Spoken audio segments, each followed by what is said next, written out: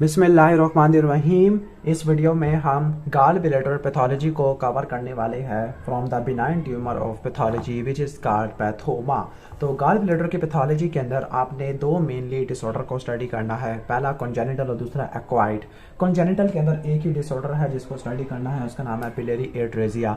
जबकि एक्वाइड के अंदर भी एक ही मेन डिसऑर्डर है जिसके एग्जाम में सवाल आते हैं, तो वो है गाल स्टोन विच इज़ कॉल्ड कोलिलिथियासिस। जो गाल स्टोन है वो दो टाइप की हो सकती है, कोलेस्ट्रॉल और बिलिरुबिन। कोलेस्ट्रॉल वाले नॉन पिगमेंटेड होते हैं, बिलिरुबिन वाले पिगमेंटेड होते हैं। अब गाल स्टोन या कोलिलिथियासिस की 6 कॉम्प्लिकेशन है: biliary colic, acute cholecystitis, chronic cholecystitis, ascending cholangitis, gall stone ileus and the cancer of gall bladder. तो ये पूरी गाल ब्लैडर पैथोलॉजी का स्केच है। तो स्टार्ट करते हैं हम बिलियरी एट्रेजिया से और फिर हम जंप करते हैं गाल स्टोन की तरफ, जिसकी 6 कॉम्प्लिकेशन है: colic, cholecystitis, cholangitis, cancer of gall bladder. तो आपने क्या करना है, वीडियो को लाइक कर देना है, चैनल पे नए हो या पुराने हो तो सब्सक्राइब करके ही जाना है। तो सबसे पहला डिसऑर्डर स्टार्ट करने वाले हैं, उसका नाम है बिलियरी कॉलिक। तो जो बिलियरी कॉलिक है, बिलियरी एट्रेजिया। एट्रेजिया और स्टेनोसिस का फर्क पता होना चाहिए। जो स्टेनोसिस है इसमें ल्यूमिन नैरो होता है, लेकिन ल्यूमिन अभी भी परसिस्टेंट है, पेटेंट है, थोड़ा बहुत ल्यूमिन मौजूद है। लेकिन जो एट्रेजिया होता है वो कंप्लीट ओब्लिटरेशन है ल्यूमिन की। तो ये एट्रेजिया है और ये स्टेनोसिस है। ये स्टेनोसिस और वो एट्रेजिया हो जाएगा।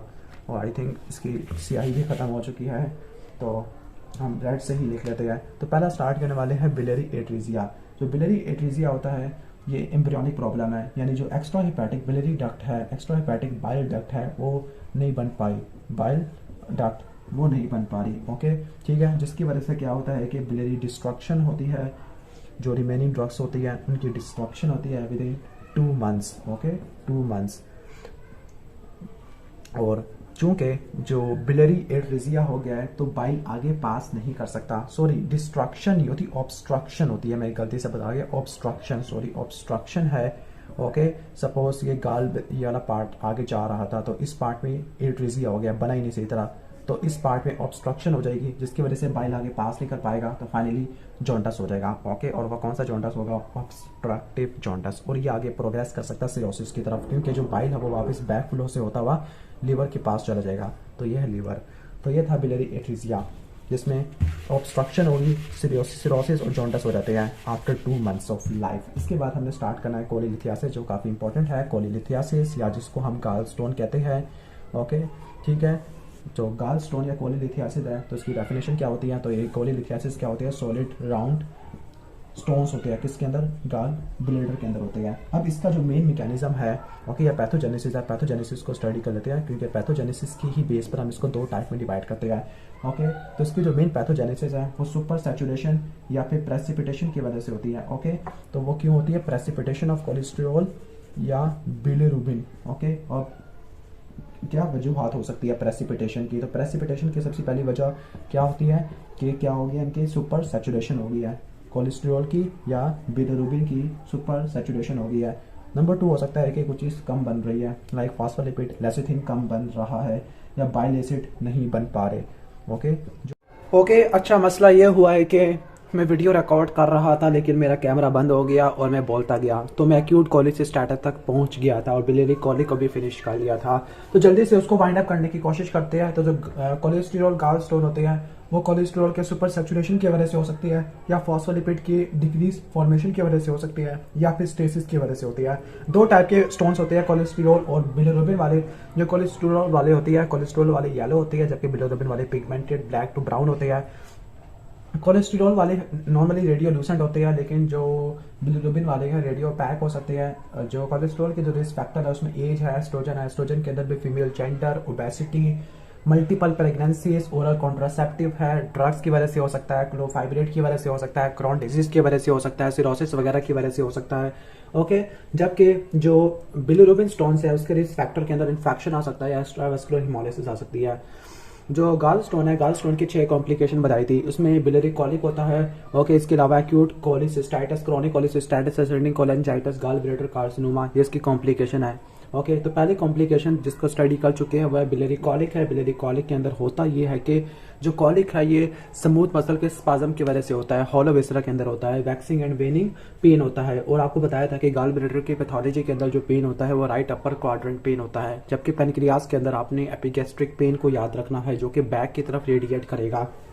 ओके, तो जो बिलियरी कॉलिक होता है उसकी वजह से राइट अपर क्वाड्रेंट पेन होता है, क्योंकि जो सिस्टिक डक्ट है उसमें जो स्टोन बन जाता है तो वो गॉल ब्लैडर उसको पुश करने की कोशिश कर रहा होता है, तो उसकी वजह से बिलियरी कॉलिक पेन होता है। अगर ये कॉमन बाइल डक्ट को ऑब्स्ट्रक्ट कर देगा तो उसकी वजह से एक्यूट पेनक्रियाटाइटिस और ऑब्स्ट्रक्टिव जॉन्डिस हो जाएगा, क्योंकि सिक्रेशन वापस रिफ्लक्स कर जाती है और आगे पहुंच नहीं पाती। Acute cholecystitis is the acute inflammation of gall bladder wall.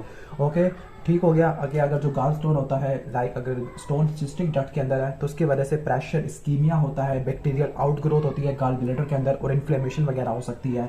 Okay, clinical feature की बात करते हैं तो गॉल ब्लैडर की पैथोलॉजी में राइट अपर क्वाड्रेंट पेन है जो कि राइट स्कैपुला की तरफ या राइट शोल्डर टिप की तरफ रेडिएट कर रहा होता है। इन्फ्लेमेशन है, एक्यूट इन्फ्लेमेशन है तो फीवर होगा, डब्ल्यूबीसी काउंट ज्यादा हो जाएगा, न्यूट्रोफिल के काउंट ज्यादा हो जाएगा और एक एंजाइम का लेवल ज्यादा हो जाएगा। उस एंजाइम का नाम है सीरम एल्केलाइन फॉस्फेटेस, इसको आपने याद रखना है। और इसका जो कॉम्प्लिकेशन है वो रप्चर है, यानी रप्चर करवा सकता होता है, रिस्क ऑफ रप्चर। तो एल्केलाइन फॉस्फेटेस का लेवल इसमें क्या होगा, ज्यादा होगा। ओके, तो ये हमारा ये एंजाइम मार्कर होता है। इसके बाद चलते हैं क्रॉनिक कोलिसिस्टाइटिस, क्रॉनिक इन्फ्लेमेशन की तरफ। तो जो क्रॉनिक इन्फ्लेमेशन होती है या क्रॉनिक कोलिसिस्टाइटिस है, ओके, तो वो भी गॉल स्टोन की वजह से होता है, लेकिन जो गॉल स्टोन है वो लॉन्ग रन के अंदर करवाएगी, like long standing gall stone, उसकी वजह से हो सकता है। और आपको एक्यूट इन्फ्लेमेशन वगैरह भी इसमें देखने को मिल सकती होती है। ओके, तो इसमें क्या होगा, क्रॉनिक इन्फ्लेमेशन होती है, okay, associated with the long standing gall stone. और इस केस में होता ये है कि जो गॉल ब्लैडर का म्यूकोजा होता है, गॉल ब्लैडर का जो म्यूकोजा है वो हर्निएट करना शुरू कर देता है, मस्कुलर वाल के अंदर आना शुरू हो जाएगा। लाइक ये म्यूकोजा है तो वो मस्कुलर वाल के अंदर प्रोजेक्ट करना शुरू कर देगा। ओके, तो जो प्रोजेक्शन होती है उसको बोलते हैं हम रोकी-टांस्की एशॉफ साइनस के जो हर्निएशन होती है म्यूकोजा की into the muscular layer, this is called Rokitansky Aschoff sinus. Clinical feature की बात करते हैं तो राइट अपर क्वाड्रेंट पेन होगा, स्पेशली आफ्टर ईटिंग होगा, फैटी फूड के लेने के बाद होगा। और इसकी जो कॉम्प्लिकेशन है वो है porcelain gall bladder. Porcelain gall bladder का मतलब है कि गॉल ब्लैडर के अंदर बहुत सारे सुराख होना शुरू हो जाएंगे, पोर्सिलिन सुराख होना शुरू हो जाएंगे, श्रंकन होता है, हार्ड गॉल ब्लैडर होता है, फिब्रोसिस होती है, डिस्ट्रॉफिक कैल्सिफिकेशन होगी। ओके, तो जो पोर्सिलिन के अंदर 3 चीजें होगी। नंबर 1 कि ये गॉल ब्लैडर श्रंकन होगा और हार्ड हो जाएगा। ओके, हार्ड होने की वजह ही फिब्रोसिस होती है। और लास्ट है डिस्ट्रॉफिक कैल्सिफिकेशन है। ओके, ठीक है। और क्रोनिक की जो कॉम्प्लिकेशन है वो है कैंसर, और कैंसर डायरेक्टली भी हो सकता है, लेकिन वैसे जो गॉल स्टोन होती है वो क्रोनिक कोलिसिस्टाइटिस करवाती है, उसकी वजह से कैंसर वगैरह हो सकता है। ओके, इसके बाद नेक्स्ट है असेंडिंग कोलंजाइटिस। कोलंजाइटिस इज इन्फेक्शन और इन्फ्लेमेशन ऑफ बाइल डक्ट। और जो बाइल डक्ट होती है वो इंट्राहेपेटिक और एक्स्ट्राहेपेटिक दोनों टाइप की होती है, उनको आपने लीवर पैथोलॉजी के अंदर कवर करना है। तो जो असेंडिंग कोलंजाइटिस है, okay, white is called ascending क्योंकि यहाँ पर जो इन्फेक्शन होगा वो असेंड करेगा, ग्राम नेगेटिव बैक्टीरिया का जो इन्फेक्शन होता है वो ऊपर की तरफ आने की कोशिश करना शुरू कर देगा। ओके, और जो इन्फेक्शन होगा तो आपको क्या देखने को मिलेगी, सेप्सिस देखने को मिलेगी। ओके, सेप्सिस में 2 चीज़ें होती है, फीवर होगा, ओके, और हाई फीवर होता है, चिल्स हो गए। ओके, इसके अलावा तो सेप्सिस है और आपको जॉन्डिस देखने को मिलेगा, और लास्ट में एब्डोमिनल पेन होगा। ओके, ठीक हो गया। और इसकी वजह से कोलिलिथियासिस होने के चांसेस काफ़ी ज़्यादा होते हैं। कोलिलिथियासिस का मतलब है stones in the bile duct. Okay, तो ये भी असेंडिंग कोलंजाइटिस की वजह से हो सकती है। इसके बाद गॉल स्टोन आइलियस है।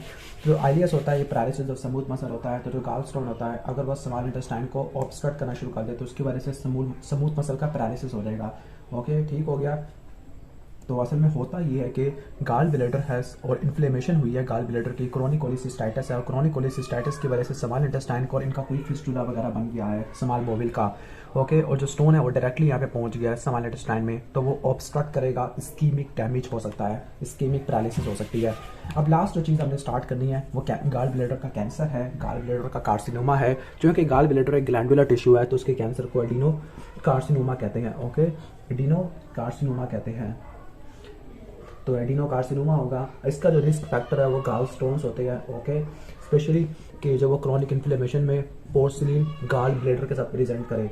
अब इसकी जो प्रेजेंटेशन होती है वो होती है सिस्टाइटिस के साथ। ओके, लेकिन जिस तरह पेनक्रियास के कैंसर का पुअर प्रोग्नोसिस है, इसी तरह गॉल ब्लैडर के कैंसर का भी पुअर प्रोग्नोसिस है। तो हमने कॉन्जेनिटल के अंदर बिलियरी एट्रीजिया को कवर किया और एक्वायर्ड के अंदर गॉलस्टोन और उसकी 6 कॉम्प्लिकेशन थी, cancer, ileus, ascending cholangitis, acute and chronic cholecystitis and the biliary colic. Video अच्छी लगी है तो वीडियो को लाइक कर देना, चैनल पर नए हो तो सब्सक्राइब कर देना और कमेंट सेक्शन में बताना कि आपको इस टाइप की वीडियोस और चाहिए पैथोलॉजी में, खासतौर पर पैथोमा बेस्ड वीडियो।